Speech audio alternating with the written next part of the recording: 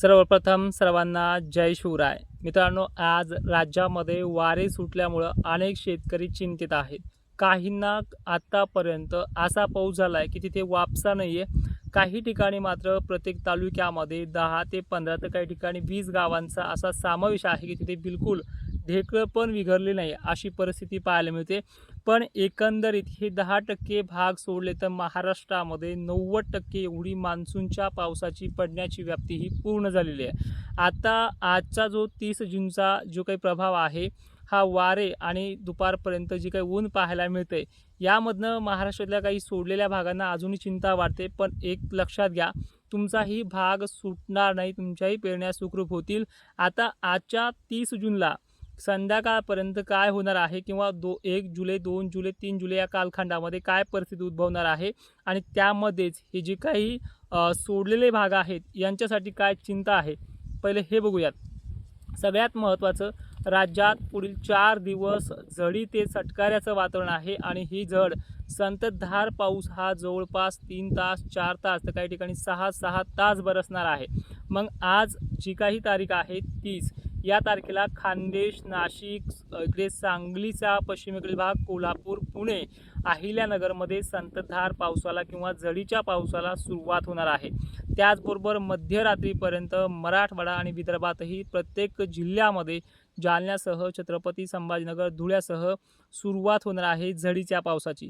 ज्यांना वारंवार घेत आलाय, वापसा होऊन दिलं नाही, त्यांना लगातार पुढचे 3 दिवस पुन्हा पेरणीचा चान्सेस नाही आहेत.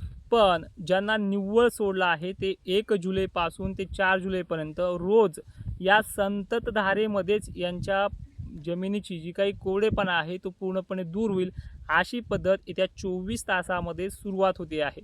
आज जर लक्षात घेतलं की मोसमी वारे हे चांगल्या पद्धतीनं महाराष्ट्रात बाष्प घेऊन येतील संध्याकाळच्या पिरेडपर्यंत, काही ठिकाणी 4 वाजेपर्यंत.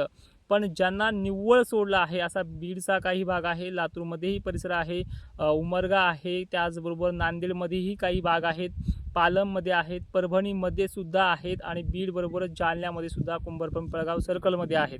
त्याचबरोबर भोकरदनचे, हसनाबाद, खडकी वगैरे जे भाग आहेत त्या भागांचे देखील मॅसेज येतात, वारंवार कॉल येतात. पण परिस्थिती त्या भागाची जाणून बुजून मान्सूननं सोडलेली आहे. जवळपास पाऊस पडतोय, पण त्या भागांमध्ये त्याचा प्रभाव पडलेला नाही आहे.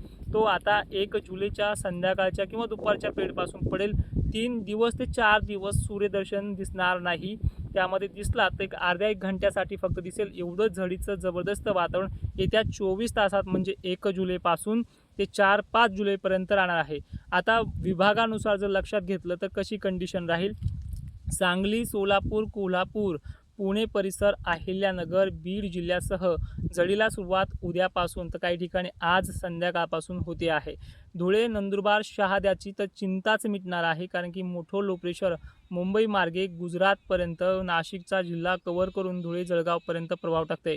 यामुळे संभाजीनगरचा सुद्धा फायदा याच्यामध्ये खूप होतोय आणि जळगावबरोबरच बुलढाण्याच्याही सोडलेल्या मलकापूर भागांचाही समावेश आहे. खामगावबरोबरच अकोल्यामधल्या सोडलेल्या भागांचा समावेश आहे. बुलढाण्यातही जवळपास सोडलेले भाग कमी आहेत, पण तिथे सुद्धा याचा फायदा आणि रिपिटेशन मान्सून म्हणजे ज्यांना पडलाय त्यांची वापसा न होऊन देण्याची कंडिशन सुद्धा याच्यामध्ये पाहायला मिळते. बुलढाण्याबरोबरच जालना जिल्ह्यातील सोडलेल्या सर्व भागांना एक सर्वदूरचा हा पाऊस असल्यामुळे, झडीसारखा असल्यामुळे पेरणीसाठी ओल निर्माण करून देईल अशी याची पद्धत आहे. त्याचबरोबर बीड जिल्हा, परभणी, नांदेड, हिंगोली, वसमत, यवतमाळ, वर्धा इथे देखील पावसाचा प्रभाव थोडा मोठा राहील. आणि एकंदरीत सरळ सोप्या शब्दात सांगायचं झालं तर येणाऱ्या 24 तासामध्ये म्हणजे 1 जुलैपासून ते 5-6 जुलैपर्यंत पाऊस हा पुन्हा वाढणार आहे. भलेही नदी नाले ओढे वाहण्याची कंडिशन याच्यामध्ये तुरळक असली तरी पण याच्यामध्ये सरसगट भाग घेण्याची मध्यम का होईना क्षमता चांगली आहे आणि ती 4-5 दिवस लगातार आहे. त्यामुळे बऱ्याच जणांच्या पेरणीचा प्रश्न जो आहे तो सुटलेला भाग हा मिटून जाईल. त्यामुळे या शेतकऱ्यांना कुठल्याही प्रकारची घाई किंवा कुठल्याही प्रकारचं टेन्शन घ्यायची गरज पडणार नाही. आत्तापर्यंत 22 जूनपासून जो मान्सून सुरू झाला आहे त्यामध्ये त्याला जवळपास 8 दिवसामध्ये 90% भागात व्याप्ती पूर्ण करायला वेळ मिळाला होता आणि ती पूर्ण देखील केली. पण प्रत्येक तालुक्यामध्ये हे काही 10-12 गावं सुटलेत.